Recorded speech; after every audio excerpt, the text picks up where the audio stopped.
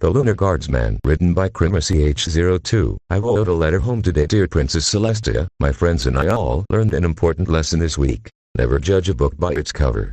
Someone may look unusual, or funny, or scary. But you have to look past that and learn who they are inside.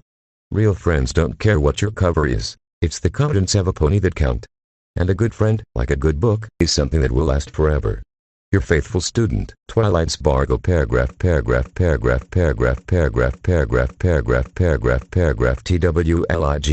released her magic's hold on the letter and let it drop down as she covered her face with her hooves. She had been lying on her bed for an hour now, reading the same report over and over. She felt certain she held the not-so-coveted #1 rank of the greatest hypocrites to ever wield a quill. Top 10. When she woke up this morning, she set off on tackling the routines that involve keeping the library running on tip-top shape. Cleaning, stacking, organizing. Cleaning, though necessary, wasn't really up high or even mid-place of our checklist of fun activities, but, oh boy, stacking and organizing were enjoying the view from their seat on high. To multiply the factor of enjoyment she was getting out of the experience, she had decided to tackle her own personal items and correspondence after being done with the main library space. That meant, among a multitude of other things, that she had to gather and stack in the proper order all of the reports that Princess Celestia had sent back to her to help her fight off Discord spell.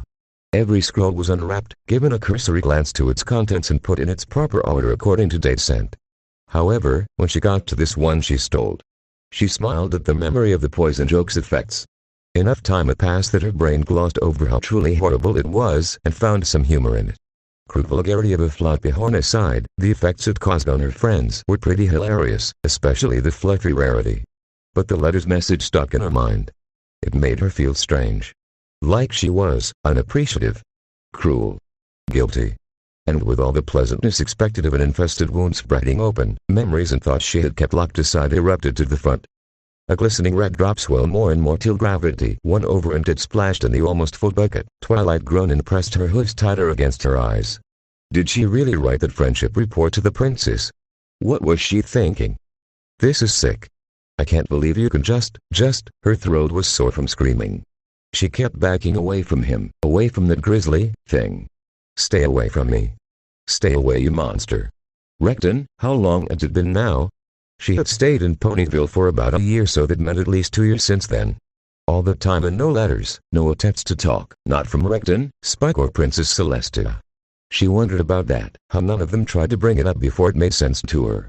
He always complied by her requests. If he believed she hated him and wanted him to remain unseen and unheard, he would do so. And force everybody else to it too. She had been back to Candlelit a few times since she relocated to Ponyville. Most particularly when she and the girls attended the Grand Galloping Gala. She saw no sign of him and no pony spoke about him. It was like he was never there, as if he didn't ever exist. Was this really the kind of mare she had become? She didn't even spare a second to ask about him. She just let everything fade, all the times together, all the help and support. Because she never understood the lesson she had the gall to write about all those months away until today. Well, no more, she resolved. She looked around. Spike was still out shopping. She got hold of ink and paper and brought them before her. She was finally going to write the letter she should have written long ago, and as soon as Spike got back he would send it. Twilight Sparkle broke this. Twilight Sparkle was going to fix it. Twilight Sparkle couldn't fix a one-breaded sandwich cause she is too dumb and cowardly. The purple unicorn fumed inwardly while pacing back and forth in front of a napping baby dragon. She stopped, checked Spike for any signals of an incoming magic hiccup, and then went back to making a lyre out of her floor's wood varnish. She had a beautifully worded letter in mind. A letter that would explain her reasons, communicate her fears, get her grief across and petition for forgiveness. And then she touched her quill to parchment and it all went poof. Unable to actually write a letter meant for her actual target without getting jitters even on her magical grid, she instead opted for a more common solution. Stripped to its basic essence it went like this. Paragraph. Dear Princess Celestia, I bugged up. I want to tell Recton I am sorry for everything, but I am afraid writing to him will not work. What do? Your dumb student, Twilight Sparkle. Paragraph. She sent the letter 3 hours ago and there was no answer yet. Of course, it was morally reprehensible to expect Princess Celestia to drop everything to answer back immediately, but still, this was important. She was considering the merits of writing a more eloquent version of the letter, one that reiterated the importance of a swift answer to her crushed self-esteem, when she saw Spike stir. She was on top of him, slightly positioned to the left though. Magic Dragon Fire is still fire, and excitingly watched Spike switch sides and keep on snoring. Damn it, damn it, damn it, damn it, damn it, duh. Her pacing was interrupted when she heard the library door crash open and a voice call out from downstairs. Hey Twilight. Are you here? She recognized Rainbow Dash's voice. She hesitated for a moment. She really wanted to get this whole thing sorted out, but until she got an answer back from the princess, there wasn't much else to do. Maybe a small distraction would be good right now. Her nerves already felt like strings that had been wound up too far. I'm here, Rainbow, she called back as she climbed down the stairs. What's the occasion? When she reached the bottom, she noticed that Rainbow was not alone. Rarity and Applejack had also come in, and all of them had started making themselves comfortable at seats placed around the reading tables. Hey Sugar Kid. We were all gonna head out for lunch together and thought ya might want to come with. Applejack had taken off her Stetson and fanning herself as she spoke. Indeed. Rarity added immediately.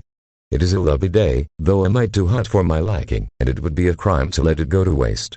Twilight was appreciative of their invite, really and honestly touched by their unthinking effort to include her in their daily plans, but she had to shoot it down. She gave a short glance behind her at the stairwell she just came down from. I am sorry girls, but I will have to pass. I'm in the middle of something. She was interrupted mid-sentence by Rainbow's Raspberry. PFFFT. You are always in the middle of something.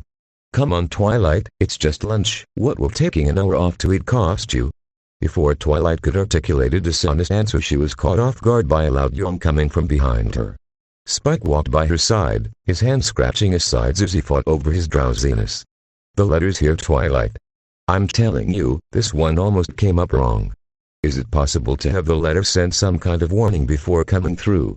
Spike was holding one of his nostrils closed and rubbing it as he raised the envelope up. I'm pretty sure that would only make you sneeze twice. Her eyes glued themselves to the envelope, her mind striving to come up with an excuse to empty the library from our guests. Rainbow Dash's eyebrows lifted up. A letter? Is that what you were gonna blow us off for, Twilight? Spike, the horrible assistant that piped out mission-critical info before she even had a chance to decide if she wanted it shared, answered Rainbow Dash. Yeah. Twilight sent a letter back home earlier today. That's the response. Home? Rarity inquired. Canterlot Castle. Oh yes. Rarity waved with her hoof in a dismissive motion. I know that you and Twilight were raised at the castle, but the outstanding fact of it does tend to boggle and escape the mind. Twilight was feeling her non-existent patience running thin, and she had trouble coming up with an excuse that wouldn't be rude or involve involuntary blind teleportations. Spike, if you could read me the letter now, please. Sheesh, alright, I will. He unraveled the parchment and yawned before starting to read. Dear Twilight Sparkle. That's you. Okay, sorry, no joking, I get it. Dear Twilight Sparkle. I am very pleased. Hey, give a guy a chance. Twilight was too much in the grip of the self-made panic to listen to Spike. She held the letter in front of her and went through it as fast as possible. Paragraph, paragraph, paragraph, paragraph, paragraph, paragraph, paragraph, paragraph, paragraph. Dear Twilight Sparkle, I am very pleased to finally receive this particular letter from you. I have always been firm in my trust of your character that you would not forsake one of the longest-lasting companions you have had in your life for any time longer than what you needed as a mature mare to fully accept his, truly somewhat large, differences from what is thought of as the norm. That being said, I wish this response would have come sooner. Written had not been what I would term a right sincere confrontation. But you know him as well as I do, my student, and he would accept no attempt to reconcile the two of you that did not come straight from your own heart. He claimed it was a minor thing. Give her a week or two and everything will be fine, to quote him. Twilight, I want you to know there is no blame to be given here to anyone apart from his own boneheaded refusal to be the one restoring your friendship. He set his expectations too high on you when you did not have the life experience to deal with this. When the weeks turned to months he tried to. I am afraid I have to be blunt about this, Twilight, and I will once again repeat that no fault for any of this lies on anyone else but him and me for going along with this. In the end, the only thing that stopped him from gravely harming himself was his fear you would blame yourself. Twilight, I know this surely upsets you, but I assure you it doesn't have to. Yes, he had become very depressed and suicidal at times. But I am heartened to inform you that he is much better now. Riton has found a new friend and purpose. One that came into his life by your own direct actions. So worry not, Twilight. Even unknowingly you helped him in his time of need. He misses you terribly, I can tell, but has found new resolve to wait for you. It is a resolve that I am glad is no longer needed. Your fears are unfounded, Twilight. Reedon never held the slightest disgruntlement against you. He wants nothing more than to have you in spite back. He never stopped loving his little ones. Here is my recommendation that you asked for, my favorite student. Invite your friends to come with you both and stay in the castle for a few days. Reedon will want to meet those special ponies in your life, and I would like to know them more closely. In fact, the Royal Guard is having a tournament for a new position in my Solar Guard, and it would be lovely for all of us to be together like old times. Spectating the tournament like we used to do will truly help wipe out any misgivings and repressed thoughts and allow us all to remember and choose the good times we shared over the discontent of today. Waiting to see you next at home, Princess Celestia. Paragraph. Twilight. Oh, my Celestia, Twilight, are you okay? Twilight blinked out her tears. She tried to focus on the upset Rarity that was talking to her, but it was hard to make her eyes move away from those words she kept writing. She let the letter drop, no longer able to focus her magic enough to hold onto it. Through her hazy vision she saw Applejack come to her side and put her hoof around her shoulders. Why are you crying, Sugar Cube? Is something wrong back home? Did something happen to your folk? Twilight tried to speak, but she was choked by more sobs and cries coming up her throat. She shook her head, unable to speak, until she finally couldn't hold on the slightest semblance of control and threw herself against Applejack, her crying drowned against her coat. Applejack held onto her, whispering soothing nothings in her ear, trying to calm her down. She felt another hoof rest on her back and, hesitantly at first, start stroking her. She couldn't see her eyes buried in Applejack's shoulders they were, but she felt certain that it was Rainbow Dash. Terrible thoughts were parading across her mind's eye. Scenes where the princess walked into a room, too late to make a difference, to find bloody marks scattered around a floor or a pair of balcony doors spread wide open with no occupant in sight. She pictured a body dangling from the road, its eyes cloudy and devoid of warmth, staring right back at her. She wailed and gripped Applejack with all the strength her forelegs had, desperately trying to hold her as a shield against these nightmarish images. Months, wrote the princess. She would have still been in Candlewood by the time he tried to do something to himself. She was right there and she didn't know when she caused it. Apart from her bawling and whimpering, no pony else in the library dared move or talk for a while. It was what she needed, she felt. If any pony tried to push her back into coherence of thought, she would break down all over again. She left herself slowly quiet down, relieving the sudden ache that had bloated in her heart with her body crashing moans. At some point she had obviously shimmered down enough, though nowhere near calm, for Rarity to attempt to talk to the other member of the library household. Spike, do you have any idea what happened? No, but let me read that. If something happened to Recton, who?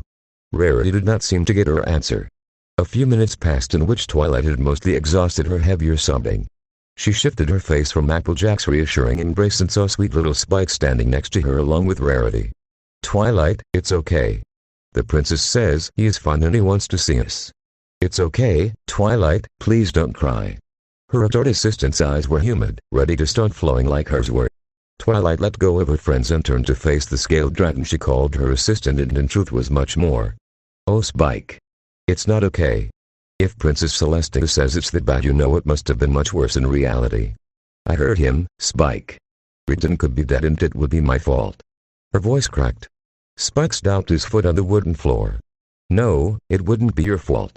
Princess Celestia wrote so and she always knows what she is talking about. And it doesn't matter now. We are going back and we will see them both. His face was more resolute than it had ever been. Rainbow, standing at their side, questioningly raised her hoof. Oh, sorry to interrupt, but what is going on? Twilight made a few false attempts at explaining the situation before Spike spoke. Just read the letter. You guys will get it easier then. There was silence for a few minutes as the two mayors stood next to Rarity, who was already devouring the letter's contents as soon as permission was given. Applejack was the last to move away from her, giving her a small pat and assuring smile. When all three were done, it was Rainbow who spoke up again. Okay, it sounded pretty bad for a minute there, but the princess says the sky is cool again. Although, she hesitated a bit, plainly afraid she would set off her friend again. Who was this Recton, Twilight? Twilight stared at the floor, trying to dredge up a short answer that would explain everything about what Recton was adequately. Spike unhesitatingly brought it down to the simplest terms possible. He is our dad. Spike, he is not our dad. We got no actual relation to him and it is disrespectful to call him that, Twilight told him crassly, her voice still hoarse. Really? Spike challenged her. Because I remember a certain lavender unicorn that called him that a lot of times. I was just a little filly then. Until 2 years ago. You really grew up fast then.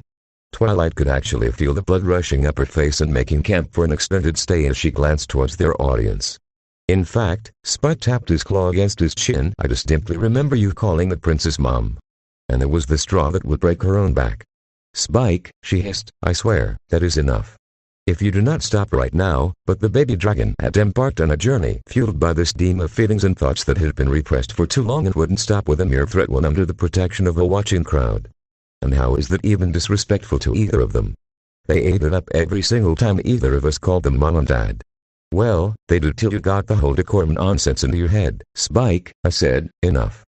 And then you and Dad, dragons were supposed to breath fire, not caustic vitriol as Spike was currently doing, had a fight and never told anyone what the hay it was about. We never saw him again. Stop! She shouted to no avail. And would you look at that? After all the stuff he has gone through for us and all we'd put him through, after just dropping him for no good reason. I had a reason. She roared. She had a flash of red dripping in her mind and felt more tears stinging her eyes. What had gotten into Spike? He was supposed to be helping her, not accusing her, not blaming her. If it was a good reason then you would have told us. He shouted back. You want to make it up to him, Twilight? How are you going to do that? Just go up to him and say I'm sorry, Mr. Recton? Is this what you were thinking to do? 'Cause if you did, you might just as well use your horn to stab him right in his chest. Spike was taking deep breaths after his furious rant, tears making their way down his eyes. Twilight just stood still, waiting, looking at him, her own face covered with tears that were flowing free again. Are you done? She asked, almost whispering. Yes. I am done. She closed her eyes and took a few deep breaths. This was her problem. Spike was right. She wanted to apologize to Recton, but had she truly gotten over her issues, or was this just a token effort to show herself she had learned something when she had only memorized the words behind the lesson and not the meaning? She rushed forwards to embrace Spike in a hug. I'm sorry. You are right. He has done his best to be like a dad to us. And it is right to show him our appreciation for everything by calling him Dad. On occasion. It's not fair. He mumbled from his position against her chest. I miss him and he won't answer any of my letters. She never realized Spike was trying to keep in contact. Hey, she never even thought about it. One more blame to lay against her. She had forbidden Recton from making contact with either of them without considering Spike's feelings or what's in the matter. Spike, who unlike her, only had one single person in the world that would gladly accept the work done from him. I'm sorry, Spike. I should have handled things better. It's not your fault. He sniffed. The princess is right. He could have answered me back any time. He is just sulking or something. I don't know. She didn't concede to this. Spike didn't deserve to be abandoned because of her. We'll fix everything, Spike. You'll see. Everything. He tightened his hold against her, little claws stinging our skin, desperate for any reassurance. Yes. They stayed like this for a while. The lavender unicorn and the glossy scaled, purple dragon holding onto each other, giving and taking strength and hope from each other's close presence. Twilight indulged in the close contact, feeling Spike's waves of heat that seemed to follow his heartbeat. It was the calmness she needed right then. Figures that the little Drake would ruin the moment for her. What about Princess Celestia? She pushed him off. Spike, I am not going to start calling the princess Mom. It isn't right.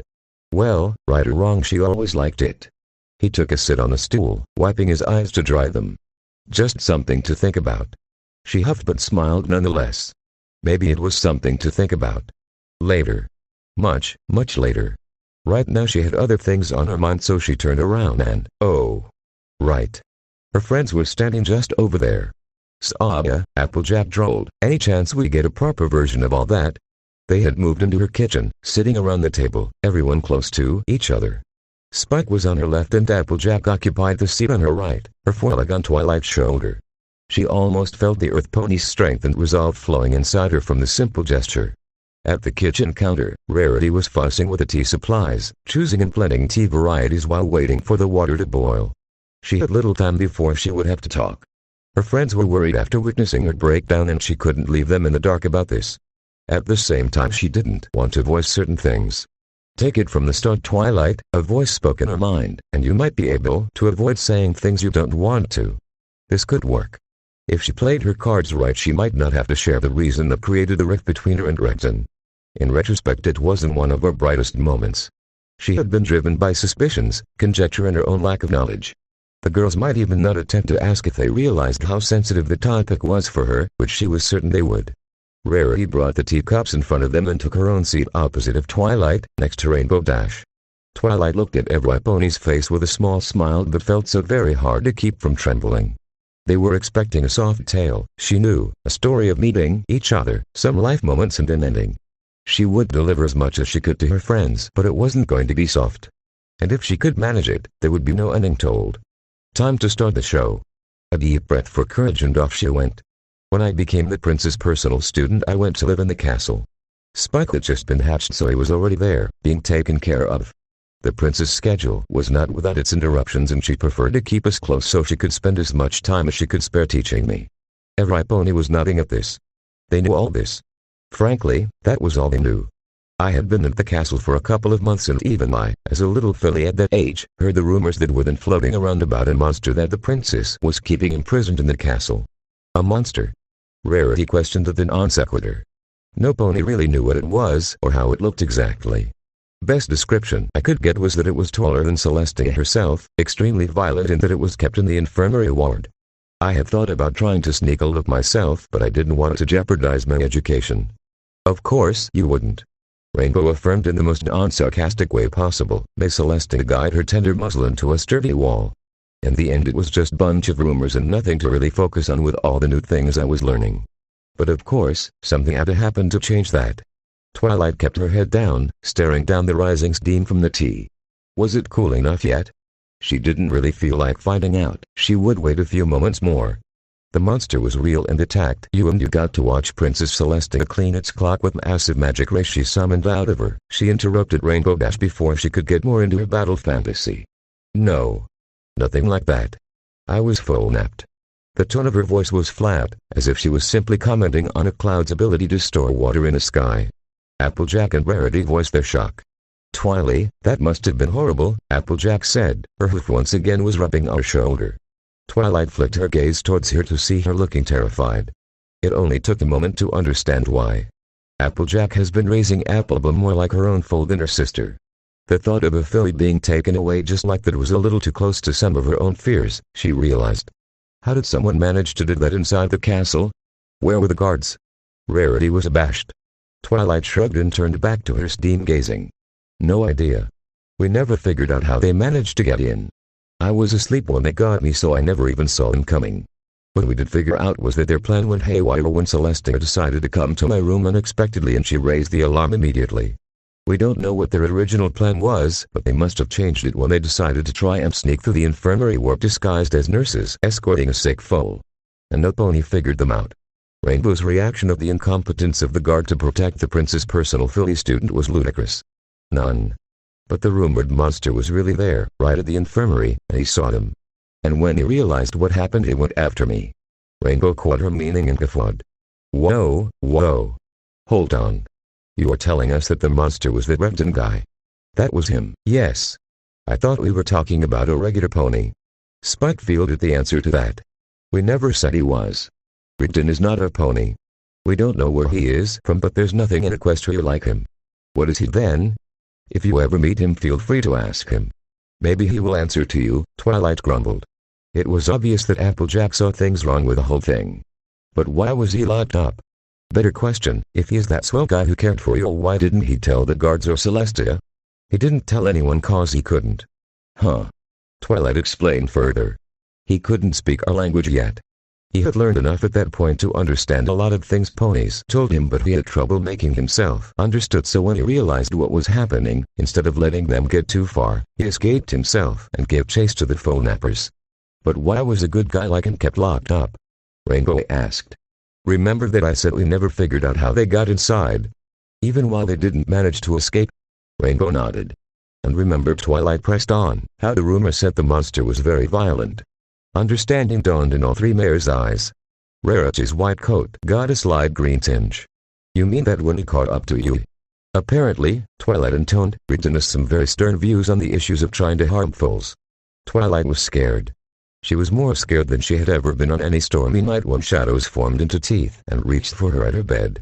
Even more scared than she had been on the day she got her cutie mark, when her magic went all too much magic. She was shivering. She wasn't sure if that was because of her fear or the cold. A thin brown blanket covered her, but it didn't offer much protection against the numbness slowly creeping up on her from the stone floor she was lying on. Her eyes were closed shut. She didn't dare open them again and let them know she was awake. She could hear them around her. The soft swooping sounds from the Pegasus mare's wings as she beat them up to warm herself in freezing twilight even more in the process. There were two more, both unicorn stallions. She had gotten a glimpse of every pony when she first opened her eyes, before the fear settled in. They were patrolling or just walking back and forth to pass the time, she wasn't sure. She heard them walk into the room they kept her in along with the Pegasus guarding her. It was a small room. In the weak light of a single lantern she saw only one entrance, no door. Of course, this building had either been abandoned or was left unfinished. No windows either. She had no way to know how long it had been since she lied on her soft bed back at the castle, for once going to sleep with no attempt to keep herself awake dreading. Nothing covered her prison's walls and the floor only held some traction her miserable self, cowering in a blanket she was too frightened to attempt and coats around her more securely. The two stallions had stopped outside the doorway, talking softly to each other and the mare. She heard the clip-clop of hooves getting close to her. It was the brown one, she knew. The other unicorn was large and menacing with his pitch-black coat and mane, but it was this one with his common look and skipping rope cutie mark that terrified her. Every time they walked in she could hear him coming to stand over her, his breathing becoming heavy and wheezing. He tried to take off her blanket before but the black one stopped him. She wondered if they guarded her in shifts. Her heart almost stopped at the thought of the brown unicorn taking the mare's place. Why did they take her? She didn't think they had done it for the money. Her family was doing well as far as she understood, but nowhere near enough for a full napper to expect a rich ransom. Princess Celestia on the other hoof could pay one. But they would have to be insane to do that. Blackmail the Sun Princess. How could they expect to hide from her once they made their demands? She heard a tiny pebble crumble under her watcher's hoof. It took everything from Twilight to stop her ears rotating towards the sound or flattening back. He was leaning closer to her. Maybe they really were insane.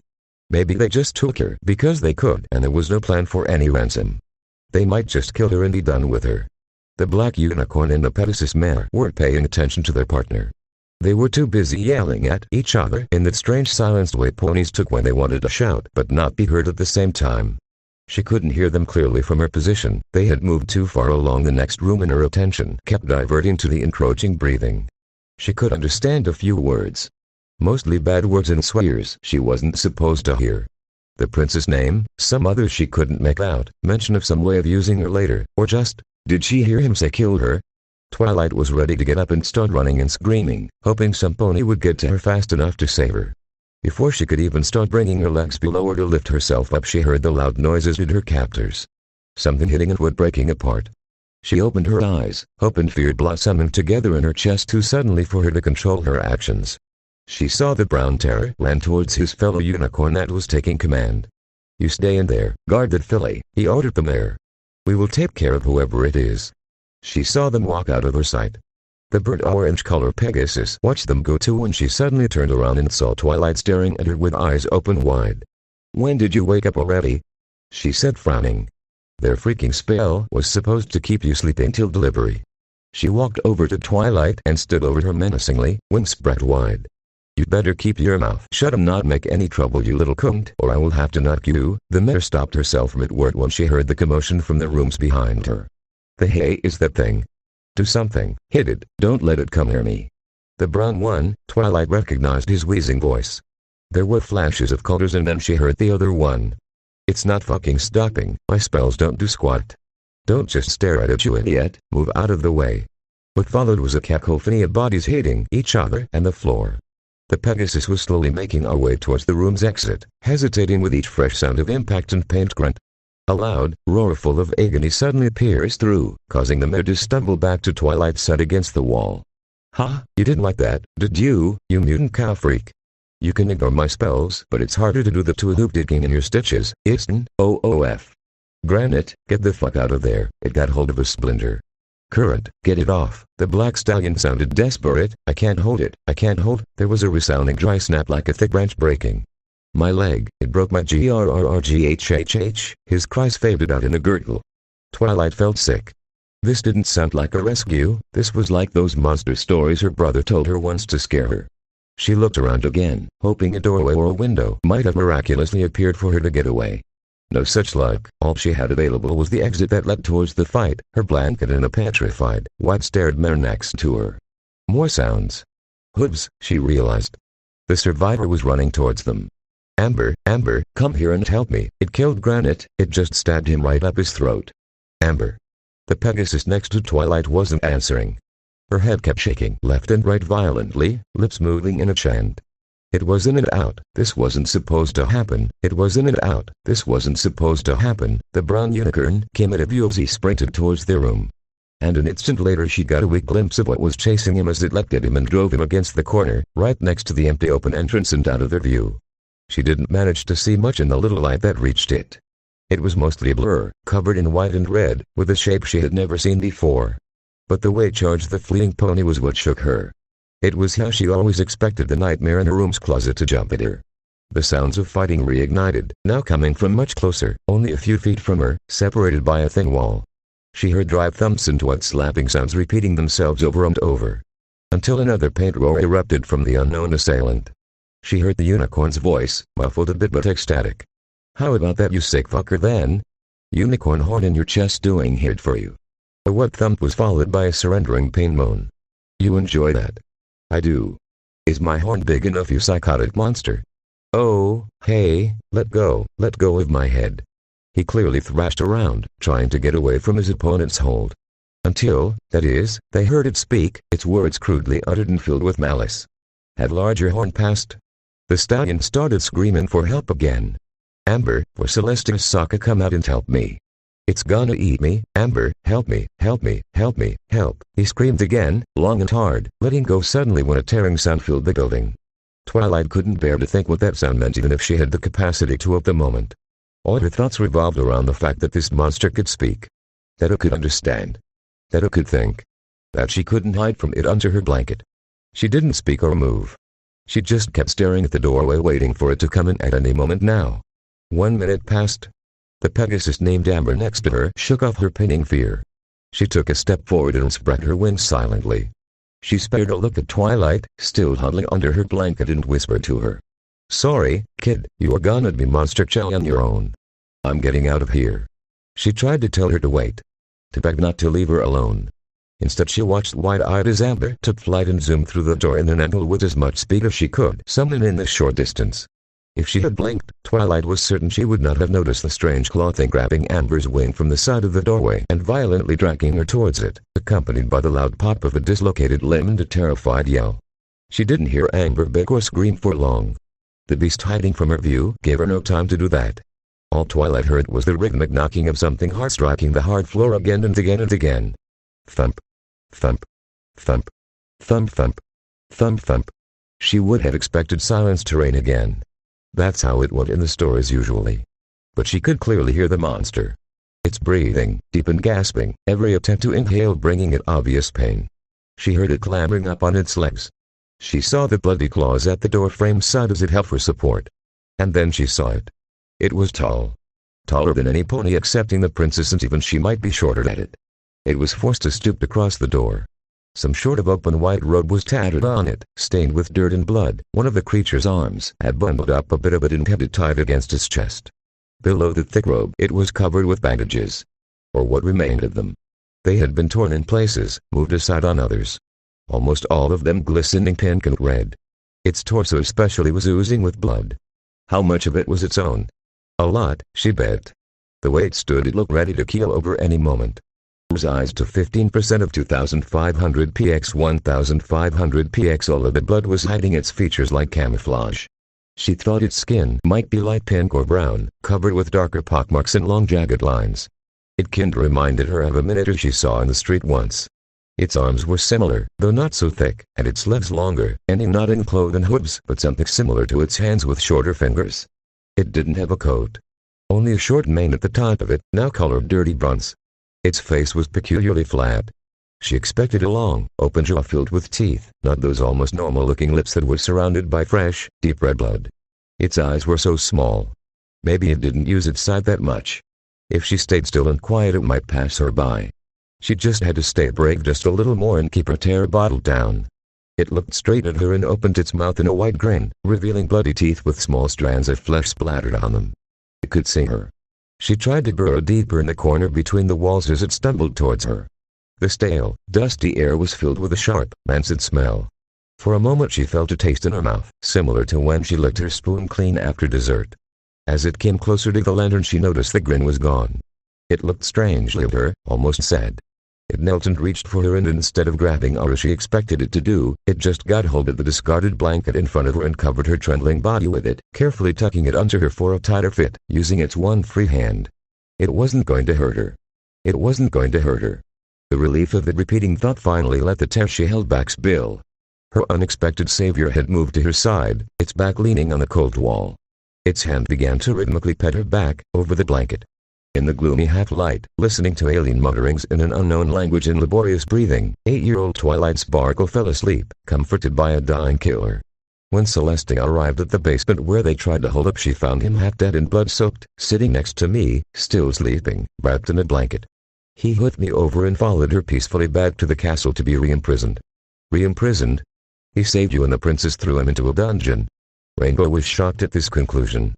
Not for long. Turns out that whole business somewhat reversed the opinion she had about the strange monster they kept in prison and decided to give him a chance.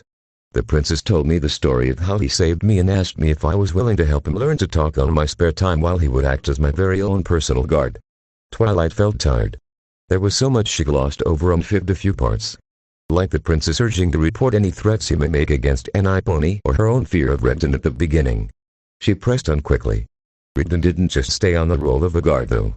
He was alone in a country he knew nothing about, and even he craved to have some pony close to him. So, he soon formed an unofficial small family unit for himself with me, Spike and the princess as its core members. Applejack smiled widely at this, evidently eager to move on from the bloody tale she had heard. That's so sweet of the big lug. He adopted all of you. He must be a real sweetheart.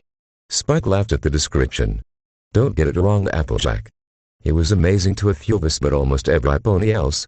Sweetheart was the last thing you could describe him as. What you mean by that, little fella? Twilight answered her. He has a lot of differences from ponies. There's a reason every pony thought he was a monster. Don't give me that look, Spike. You remember what he did to that noble. I have got to hear that. Rainbow's own violent side shine through. There was a Nicklet pony's aide, Plumseed I think it was called, who was in a rush for some reason or other, and instead of simply sidestepping around us on the hallways, he opted to use his magic to push us to the side, hard enough to knock us to the wall. Spike chuckled. Unlucky for him, he didn't notice Redden was right behind him coming to get us. Ooh. Rainbow said in anticipation of what was coming. The second after we hit the wall, we hear a loud crack and see the unconscious pony slide down the wall opposite the one we were thrown against. Redden had gotten hold of him instantly and did the same thing to him that he did to us. Only he did much harder. Rainbow and Applejack laughed. Rarity tried to hide her own smile behind her hoof. He was very violent if he saw the slightest need to. That noble's aide. He slammed him so hard against the wall that he broke 2 of his legs, dislocated the bone and ripped the muscle from the one leg he swung him from, broke his ribs and gave him a serious concussion. He got distracted picking us up and rushing us to the infirmary immediately afterwards, otherwise I am sure he would have done more. Plumseed was kept in the emergency room for days and barely made it alive as it was. The laughter stopped. She exhaled an annoyed breath. She was afraid she was giving too much focus on only half of who Redden was, but this was something she had to make them realize if they were to ever meet him. He is not a pony, but that's only a part of it. Except Celestia herself, he never told anyone a lot about his kind or himself or how he came to Equestria. I don't think Redden is even his real name. And he is the first to agree that he is not healthy. He has issues, a lot of them, and trouble controlling himself. But if he considers you friend or family, he will do anything for you. Rarity was hesitant. I don't wish to demean what he has done for you, Twilight. But he sounds very unkind, I believe is the most gentle word I could use. No. No. You don't get it, that's how he is to others. Spike defended their father figure. Twilight rubbed her head with a hoof. This came out wrong. Is he violent? Yes. Is he unkind or cruel? Yes. Is he all those things to those he cares about and care about him? No. She emphasized with a strike of her hoof on the floor. You heard Spike say he was like a dad to us. He didn't just guard us and herd ponies that treated us wrong. He stayed with us on every lesson. He helped me study and helped Spike learn to control his flame. It's true. I accidentally burned him like 100 times, and each time he would just put some salt on himself and tell me to keep going. Exactly. He would never, ever, so much as yell at us. No matter what. He was this big monster every man stallion at the castle was afraid to cross, and if I wanted to have a pretend tea party he played with me for hours, doing all the silly voices. Twilight's volume increased in excitement. This was the reason she wanted her friends to know. He sat at the table with us, and whenever the princess wasn't paying attention he would sneak his dessert to us. He made sure we brushed our teeth before bed. He took me to visit my parents every time Celestia had a big chunk of her timetable occupied.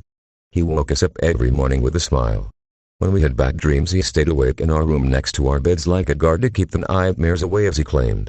Let's be honest, Spike interrupted with a smile, he did that mostly with me. He would take you to Celestia's bed to spend a night instead cause he knew you like that.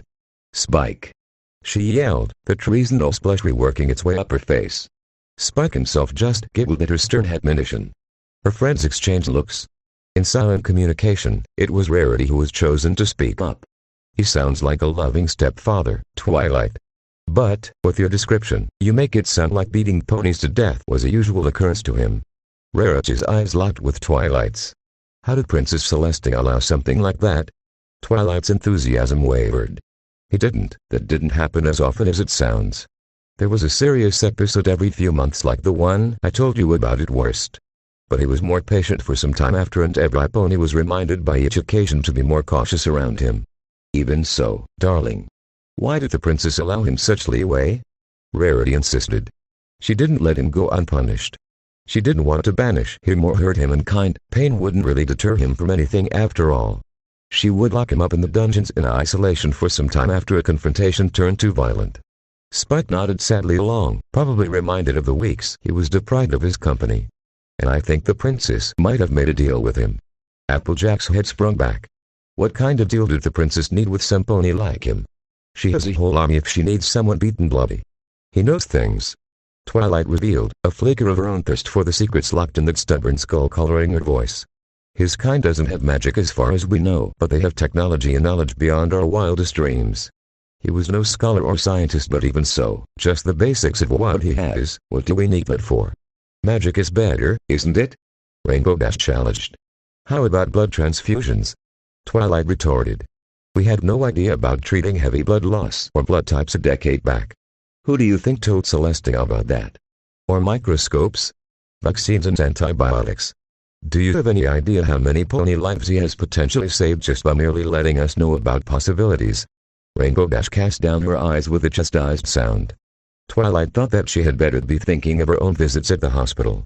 A daredevil like Rainbow had enough cause to check herself and for minor injuries, and it was too likely someday she might have her life saved by Regden's off comment about him needing to store some of his own blood, since we don't share species contype, never mind blood types with any of you.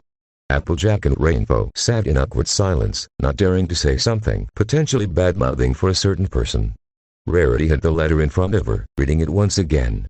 She gently folded it again and put it in front of Twilight when she finished. There is obviously more than meets the eye as far as your stepfather goes, darlings. She addressed Twilight and Spike, and it would be unrefined to form an opinion without meeting the person in the flesh. Thankfully, our wise princess has seen fit to provide a way out of this predicament. Twilight blinked the memories out of her eyes.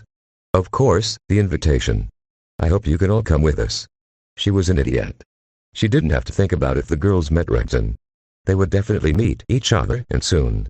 Rainbow caught the lifeline. She was thrown faster than her sonic rainbow loom. Are you kidding us? A chance to stay at the castle, meet this guy, and be one of the few to ever respected the Royal Guard tournament. Count me in. Rainbow punched the air with her hoof. I've heard the Royal Guards use all kind of real weapons there, no pansy-padded melts or blood blades. Oh, we are invited to the too, right? Twilight felt her mirth coming back with her friend's excitement. They do. I bet you will love the show. She had forgotten entirely about that part in the letter, having things closer to hard to think of. Though certainly not her cup of tea, she looked down at the cold untouched cup in front of her. It had always been an entertainment, Regden's comments and jokes with Celestia, Spike and herself, cracking them up to all but the most serious of wounds the guards suffered at each other's hoofs. She left Rainbow Dash to have visions of clashing hoops and metal. Rarity. Applejack. Will you be able to come with us? Darling, do you even have to ask? Of course we will. And I am certain Pinky and Fluttershy will say yes as soon as we ask them. We are not missing this for the world. Yes, sir. Applejack nodded with a wide smile. Though I'm more intrigued to meet the terrier all would call Dad than I am about a glorified rodeo. He sounds like a real character. Rainbow Dash sputtered. Glorified rodeo? That's what you think the Royal Guard tournament is? She said indignantly. I beg your pardon. This is how they take on new members in Celestia's Solar Guard. She said excitedly. They separate the best of the best, the wannabes from the irradiate, the cream of the crop all together meeting in glorious matches, bashing each other by the dozens for a single spot. Rainbow hovered above Applejack, wildly kicking and punching at imaginary foes. Sounds mighty important. Applejack deadpanned. Rainbow frowned. Those guys can butt one of your apple trees so hard that every pony that bites one of them apples will feel their ribs hurting for a week. Applejack shrugged. I'll just butt whoever I need to straight up instead of messing with some pony's diet. Thank you kindly, she said to Rainbow's exasperation. Rainbow gave up on the stubborn earth pony and turned to Twilight. When are we going then? Asked Rainbow. Twilight bit her lower lip. I know this is really short notice, but I really want to leave as soon as possible. Rarity reached across the table and silenced her, putting our hoop over her mouth. Twilight, we understand and do not mind. We will settle things with Fluttershy and Pinky ourselves, and we will all be on our way with the train tomorrow morning, bright and early. What do you girls say? Not too much in the way of chores at the farm for me. Harvest's all done and every pony's ribs are safe. Big Mac and Applebloom can handle a few days without me. The orange earth pony declared, tilting our hat back. Yeah, we are all in. Before we start packing our stuff, can we go for that lunch first? Rainbow held her hoods over her belly. I'm starving. Tea doesn't really help with a Pegasus hunger, you know. Twilight giggled. Thank you all. Let's go eat then. Spike, can you please late? Spike saluted Pinky and Fluttershy. Will be notified and meet you up at Truck Cafe ASAP, commanded Twilight. Twilight moved to the main room and opened the library doors. Okay girls. Let's head up then. Rainbow Dash zoomed out the door, fast on her way there. Twilight's day had its share of emotional ups and downs so far. But as she closed the golden oak library doors behind her and put up the out for lunch sign, one feeling was making its presence known more than the rest. Relief. It all seemed so bleak and dark for a few minutes. But with her friends around her, supporting her every bit of the way, what